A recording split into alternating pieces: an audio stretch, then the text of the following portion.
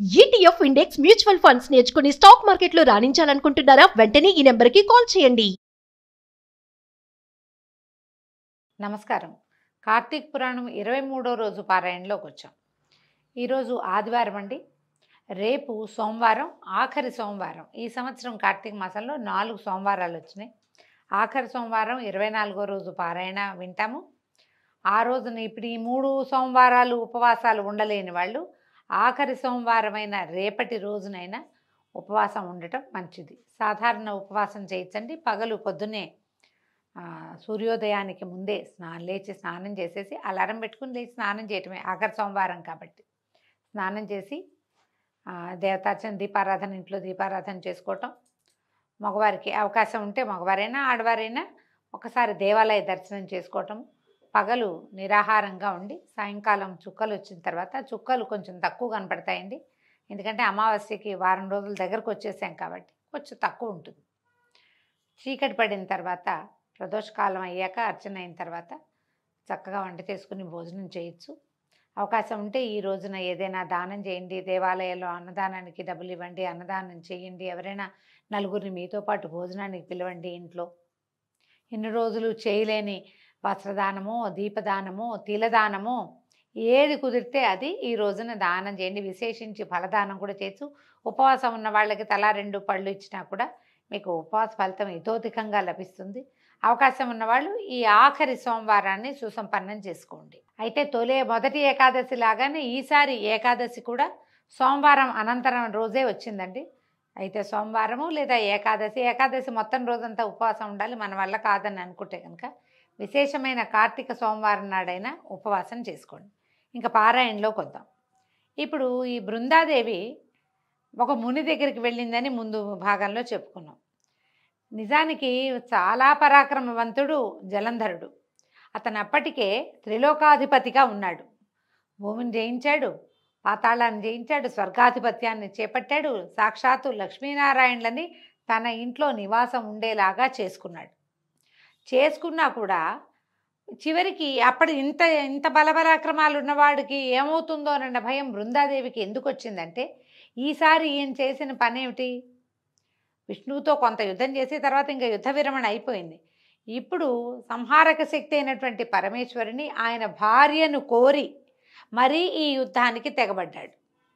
పరమేశ్వరుడితో యుద్ధం అంటే ప్రపంచంతో యుద్ధం. అది ఇంత పెద్ద యుద్ధానికి వెళ్ళేసరికల్లా ఆమె భయపడి తన భర్త ప్రవర్తన సరైంది కాదు కాబట్టి ఒకవేళ ఏదైనా ఆయనకి కీడు వస్తుందేమోనని భయపడి ఎవరినైనా సలహా అడగాలని అనుకుంది. అయితే ఆ సమయంలో పాతాళంలో ఒక ముని ఒక ఆయన వేయించేసి ఉన్నాడని సఖుల ద్వారా తెలుసుకుని, ఈవిడికి ఏ ఋషులు మునులు అందుబాటులో లేరు, ఎందుకంటే ప్రపంచం అంతా యుద్ధంలో ఉంది, లక్ష్మీనారాయణ ఇంట్లోనే ఉన్నారు, ఇంకా వాళ్ళని అడగదలుచుకోవాలి. ఆవిడ వెళ్ళి ఎవరో ఋషిని ఆశ్రయించాలనుకుంది. ఫలానా ఎవరో ఒక ఋషి గారు ఉన్నారు, ఆయన చాలా అద్భుతంగా చెప్తాడని ఒక మాయ వల్లే అదంతా జరిగింది.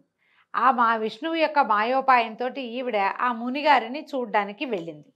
వెళ్తే అదొక దట్టమైన అడవి ప్రాంతం, ఇంచుమించుగా ఒక ఉద్యానవనంలాగా ఉన్నది, కేళీవనంలాగా ఉంది. అక్కడికి వెళ్ళేసరికి ఆ ఋషి ఒక ఆయన చక్కగా అక్కడ తపస్సు చేసుకుంటూ, మనోహరమైన స్వరూపం కలిగిన ఋషి తపస్సు చేసుకుంటున్నాడు. ఈమె పోయి ఆయన దగ్గరికి వెళ్ళి చెప్పింది, నేను జలంధరుని భార్య అయిన బృందని, కాలనేమి నా తండ్రి, నా భర్త పరమేశ్వరుడితోటి యుద్ధం చేస్తున్నాడు, సమస్త దేవగణాలు, తర్వాత నందీశ్వర, విఘ్నేశ్వర, సుబ్రహ్మణ్యేశ్వర గణాలు కూడా ప్రమథగణాలతో కలిసి నా భర్తతోటి యుద్ధం చేస్తున్నాయి. ఈ యుద్ధంలో ఆయనకి ఏదైనా కీడు పడుతుందేమోనని నాకు ఒక శంకగా, భయంగా ఉంది. ఎప్పుడూ లేనిది కళ్ళు అదురుతున్నాయి, భయం వేస్తుంది, చేతిలో వస్తువులు పడిపోతున్నాయి. ఏదైనా భర్తకి ఆపత్త వస్తుందేమోనని, విపత్తి కలుగుతుందేమోనన్న శంకతోటి నిన్ను ఆశ్రయించాను. నాకు ఏదైనా చెప్పు, నా భర్త ఎలా ఉన్నాడో నేను తెలుసుకోలేకపోతున్నాను అని అడిగేసరికల్లా ఈయన ఏం చేశాడు, ఈయన సరే నేను నీకు చెప్తానని ఆకాశం వైపు చూసేట. ఆకాశం వైపు చూస్తే ఆకాశం వైపు నుంచి 2 వానరులు వచ్చారు, 2 కోతులు వచ్చినాయన్నమాట. ఈ వచ్చిన వానరులతోటి ఈయన ఒక ఆజ్ఞాపించాడు కనుబొమ్మలతోటి, యుద్ధానికి వెళ్ళి అక్కడ పరిస్థితి ఏంటో తెలుసుకో, జలంధరుడి స్థితి ఏమిటో తెలుసుకోండి అని కంటితోటే, నోటి వాక్యాలతోటి కాదు, కంటితోటే ఆజ్ఞాపించాడు. ఈ ఆజ్ఞాపించబడిన ఈ 2 కోతులు ఆకాశానికి ఎగిరిపోయినాయి. ఆయన కూర్చున్నాడు. ఆయన కేసే చూస్తూ పరమభక్తితోటి బృందాదేవి కూడా ఆయన సన్నిధానంలో కూర్చుండిపోయింది. అయితే కాసేపటికి ఆ కోతులు 2 తెగవేయబడిన జలంధరుడి చేతులు, మొండెము, తల తెచ్చి అక్కడ పెట్టేయట. మొండెం కనపడుతోంది, తల కనపడుతోంది, 2 చేతులు నరికేసున్నాయి, తల నరికేస్తుంది. ఈ 3 అవయవాల్ని తీసుకొచ్చే శరీరాన్ని మోసుకొచ్చేసినాయి.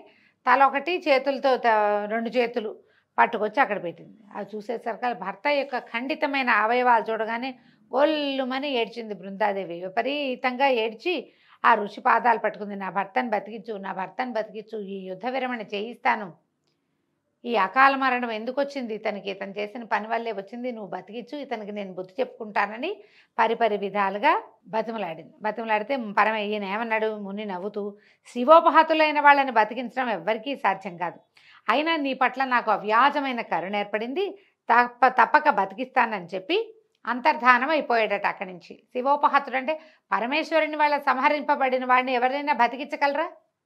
నా వల్ల కాదు, కానీ నువ్వు చాలా భక్తురాలివి, చాలా చక్కటి దానివి, నువ్వు ఎంతో బాగా భర్తను గురించి కనుక్కోవాలని అనుకుంటున్నావు, అందుకని నీ మీద నాకు ఎంతో ప్రీతి కరుణ కుదిరినాయి, కాబట్టి బతికిస్తానని ఆయన మాయమైపోయాడు. ఆయన మాయమైపోయిన మరుక్షణము ఈ ముక్కలు చెక్కలుగా పడి ఉన్నటువంటి జలంధరుడి అవయవాలన్నీ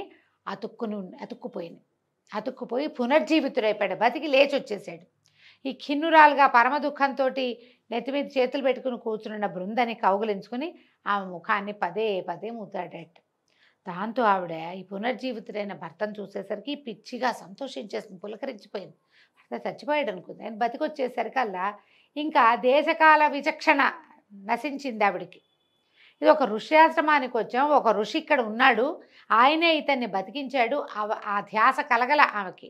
ఈ భర్త కౌగులించుకునేసరికల్లా ఇంకా ఆయన ఆ వనంలోనే ఉండిపోయి అతనితో అనేక రకాల సురత క్రీడలతోటి మునిగిపోయింది.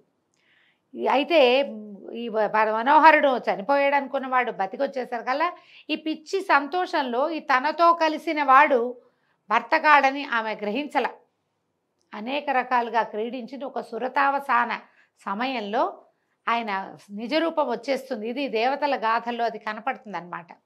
కళ్ళు మూసుకుని ఉన్న ఆమె కళ్ళు తెరిచి తన మీద ఉన్నవాడు, తనతోటి కలిసి ఉన్నవాడు తన భర్త కాదని, శ్రీమన్నారాయణుడని తెలుసుకునేసరికల్లా వెంటనే ఏం చేసింది, ఆమె లేచేసి అతన్ని బయటికి తోసేసి తన భర్త వేషంలో ఉండి తనని నమ్మించి తన పాతివ్రత్యాన్ని మంటగలిపినవాడు ఈ రాక్షసాంతకుడైన హరిగా మాధవుడిగా తెలుసుకుని పెద్దగా కేకలు పెట్టి అరిచి పోట్లాడింది. ఏమంది, ఓ విష్ణుమూర్తి, పరస్త్రీగామివై చరించిన నీ ప్రవర్తన నిందింపబడుగాక, నీ మాయతో పూర్వంగా వచ్చిన వాళ్ళ వానరులిద్దరూ రాక్షసులై జన్మించి నీ చేత నీ భార్యనే హరించెదరుగాక. నువ్వు భార్యావియోగ దుఃఖితుడివై నీ శిష్యుడైన, అప్పటికి ఈయన పక్కన శిష్యుడు ఒకడున్నాడు, ఈ ముని పక్కన ఆదిశేషువే శిష్యుడుగా ఉన్నట్టు అక్కడ, ఆదిశేషునితో సహితుడివై అడవులలో పడి తిరుగుతూ వానర సహాయమే గతి అయిన వాడివి అగుదువుగాక అని శపించేసింది. భీషణంగా అరిచి కేకలు పెట్టింది, తిట్టింది. పరస్త్రీగామివయ్యావు, నువ్వు పరస్త్రీనైనా నాతో చరించావు కాబట్టి నువ్వు భార్యావియోగాన్ని పొందుతావు. ఏ కోతి మొహాలతోటి వచ్చి నన్ను ఇలా వంచారో, నా భర్త శవాన్ని చూపించారో వాళ్ళిద్దరూ రాక్షసులైపోతారు. వాళ్ళిద్దరూ ఎవరు? విష్ణుమూర్తి ఎక్కడికైనా వస్తే ఎవరు వస్తారండి? ఆయన వెనకాల పడి వచ్చేవాళ్ళు ఎప్పుడు అయితే గరుత్మంతుడు, జయ విజయులు ఆయన పార్షదులైన వాళ్ళు, లేదా ఆయన పడుకుని శయ్యగా ఉండేటువంటి ఆదిశేషుడు. శిష్యుడిగా వచ్చిన ఆదిశేషుడికి శాపం తగిలింది. ఈ వానర ముఖాలతోటి వచ్చిన వాళ్ళిద్దరూ తర్వాత కాలాంతరంలో వాళ్లే రాక్షసులుగా జన్మించారు. జయ విజయులిద్దరే రావణ కుంభకర్ణులుగా జన్మించారని కథనం. నువ్వు చివరికి భార్యా వియోగివయ్యి నీ వెనకాల ఇది ఆదిశేషుడే సహాయుడుగా ఉండి కేవలము వానరాలు తప్పిస్తే ఎవ్వరూ సహాయం చేయలేని స్థితిలో పడిపోతావు. నువ్వు వీటిని వాళ్ళని చూపించి నన్ను మోసం చేశావని నానా విధాలుగా ఆయన్ని తిట్టి దుఃఖిస్తూ పరమ దుఃఖంతో ఆవిడేం చేస్తుందట, అగ్నిని కల్పించుకుని అందులోకి పడి బూడిదైపోయింది. ఆయన ఏం చేశాడు, ఈవిడ అరుస్తూ ఉంటే ఆమెను కౌగులించుకుపోయాడట.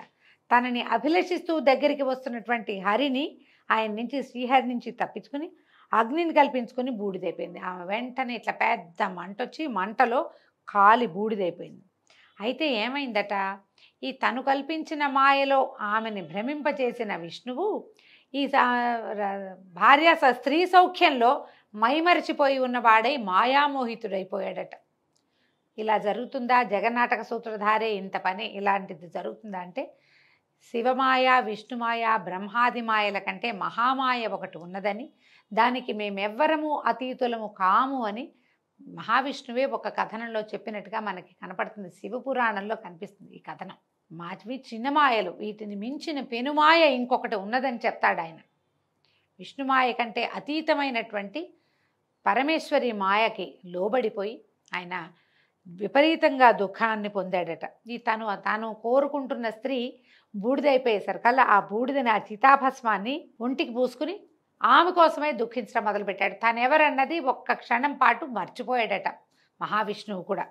దాంతో ఈ చుట్టుపక్కల ప్రాంతాల్లో ఉన్నటువంటి సిద్ధులు, ఋషులు అందరూ పరిగెత్తుకొచ్చారు. ఎప్పుడైతే ఈమె యోగాగ్నిలో తగలబడిపోయిందో పరిగెత్తుకుంటూ వచ్చారు. విష్ణువు యొక్క దుఃఖభరితమైన స్వరం వినపడేసరికి ఎందరో సిద్ధులు, మునులు, యోగులు అందరూ వచ్చి, మహాదేవా, నువ్వు శ్రీమన్నారాయణ, నువ్వు నారాయణుడివి, చనిపోయింది జలంధరుని భార్యే తప్పిస్తే నీ భార్య కాదని వాళ్ళు ఎంత చెప్పినా ఈయనకి అర్థం కాలేదట. ఈ బృందా మరణ మాయలో చిక్కుకుపోయి ఉన్నాడు ఆయన.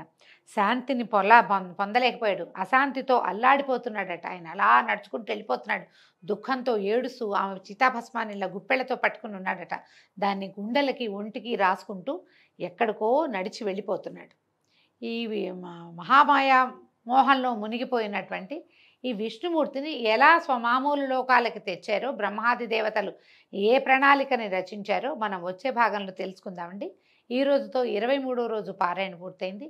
మళ్ళీ రేపు ఉదయం సోమవారం నాడు 24వ రోజు పారాయణతోటి కలుసుకుందాం. నమస్కారం.